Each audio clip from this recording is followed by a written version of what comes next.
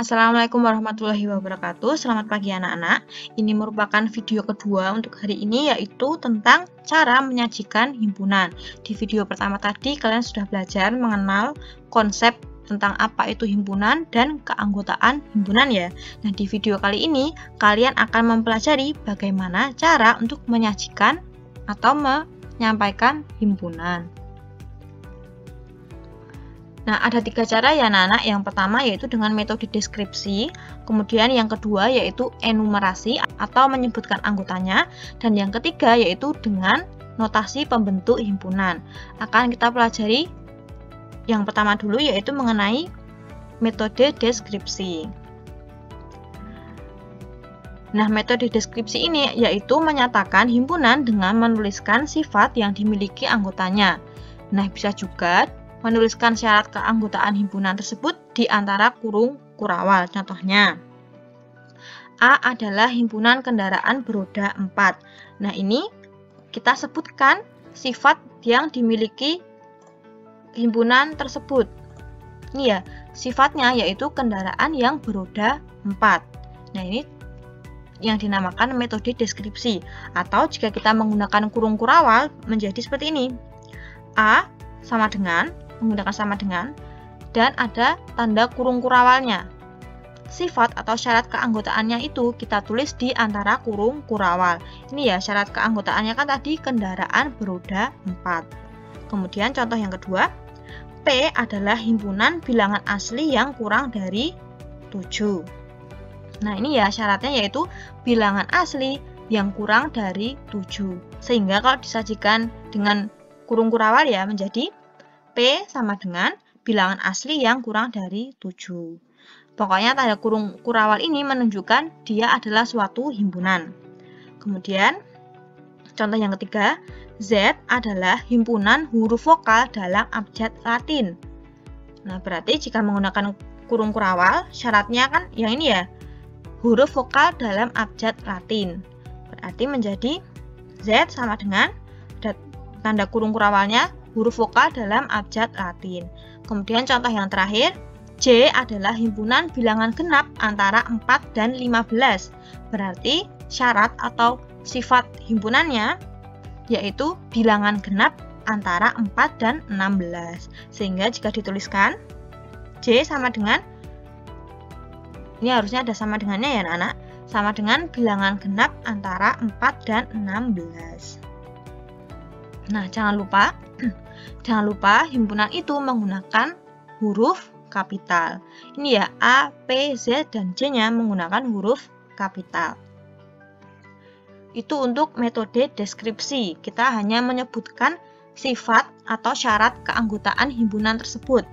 Kemudian sekarang yang metode kedua, yaitu dengan enumerasi atau menyebutkan anggotanya. Metode enumerasi atau menyatakan himpunan dengan mendaftar anggota-anggotanya, yaitu menuliskan anggota-anggota himpunan di antara kurung kurawal yang dipisahkan dengan tanda koma. Contohnya, ini ya, A tadi kan merupakan himpunan kendaraan beroda 4. Nah, ini kita tuliskan anggota-anggotanya, yaitu misal ada mobil. Ini anggota yang pertama ya, kemudian kita pisahkan dengan tanda koma. Kemudian anggota yang kedua yaitu bus. Kemudian yang ketiga yaitu ada truk, yang keempat yaitu ada angkot. Kemudian contoh yang kedua, P itu adalah himpunan yang anggota-anggotanya yaitu terdiri dari angka 1, 2, 3, 4, 5, dan 6. Nah, ini anggota-anggotanya kita sebutkan satu per satu.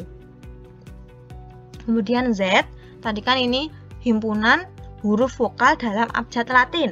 Nah, ini juga kita sebutkan anggotanya satu per satu, yaitu ada A, I, U, E, dan O. Kemudian yang terakhir, J merupakan bilangan genap antara 4 dan 16 ya. Nah, di sini kalau tadi kan kita sajikan dengan cara deskripsi. Kalau ini kita sajikan dengan menyebutkan satu per satu anggotanya.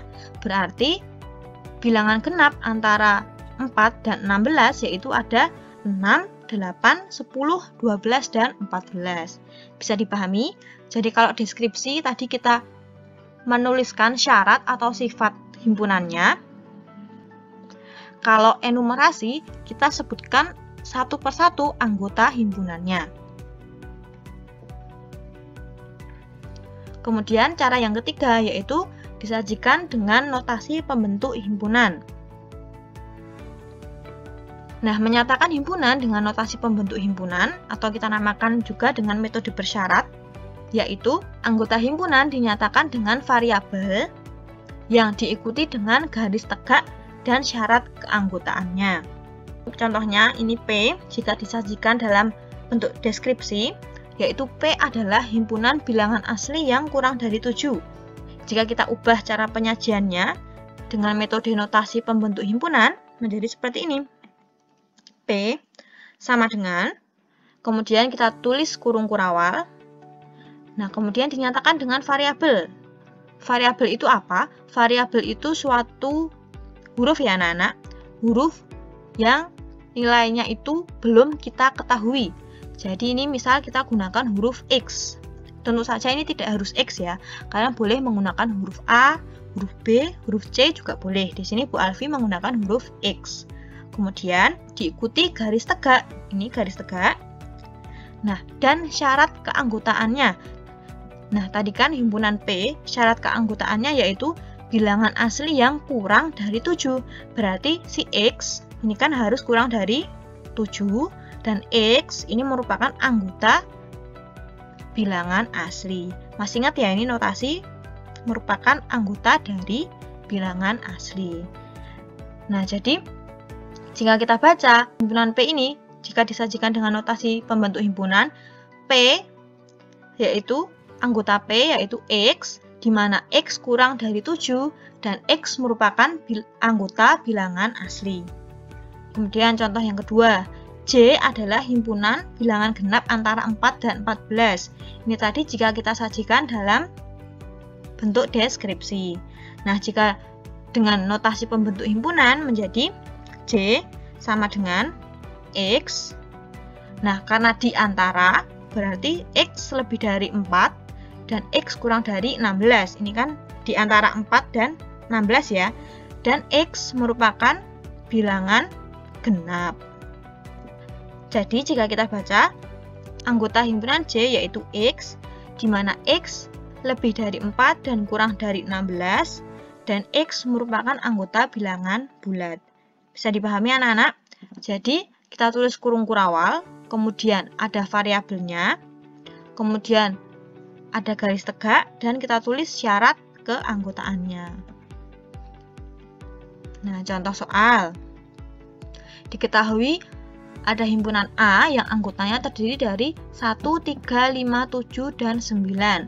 Nyatakan himpunan A dengan menggunakan metode deskripsi dan notasi pembentuk himpunan. Coba kita perhatikan. Anggota-anggota dari himpunan A ini merupakan himpunan bilangan ganjil yang kurang dari 10 atau kurang dari 11 juga bisa ya, karena 11 bilangan ganjil selanjutnya setelah 9. Nah, jadi jika menggunakan metode deskripsi, bisa kita katakan himpunan A adalah bilangan ganjil yang kurang dari 10. Kurang dari 11 juga boleh ya anak-anak. Kemudian jika dengan metode notasi pembentuk himpunan, A yaitu X, di mana X kurang dari 10 dan X merupakan anggota bilangan ganjil. Bisa dipahami? Kemudian contoh yang kedua, diketahui himpunan B yaitu X, di mana X lebih dari negatif 3 dan X anggota bilangan bulat. Berarti jika kita artikan, himpunan B ini anggotanya yaitu merupakan bilangan bulat yang lebih dari negatif 3. Bu Alfi ulangi lagi ya. Anggota himpunan B yaitu bilangan bulat yang lebih dari negatif 3. Sehingga jika dinyatakan menggunakan metode deskripsi, B sama dengan bilangan bulat lebih dari negatif 3. Nah, jika dengan menggunakan metode enumerasi, ingat ya, metode enumerasi tadi yaitu kita sebutkan satu persatu anggota himpunannya. berarti B sama dengan, masih ingat ya materi tentang bilangan bulat, yang lebih dari negatif 3 yaitu negatif 2, negatif 1, 0, 1, 2, 3, dan seterusnya. Nah, karena seterusnya ini masih banyak ya bilangan-bilangan yang lebih dari negatif 3, cukup kita tulis dengan 3 titik. Ini menandakan bahwa anggota-anggota himpunannya ini masih banyak, masih berlanjut. Bisa dipahami anak-anak? Nah, yang selanjutnya itulah materi tentang cara menyajikan himpunan. Ada 3 ya tadi, dengan metode deskripsi, kemudian enumerasi atau menyebutkan anggotanya, dan yang ketiga yaitu dengan menggunakan notasi pembentuk himpunan. Nah, yang selanjutnya kalian akan belajar tentang jenis-jenis himpunan. Silahkan disimak pada video berikutnya. Jika ada pertanyaan, silahkan bertanya ya. Sekian, wassalamualaikum warahmatullahi wabarakatuh.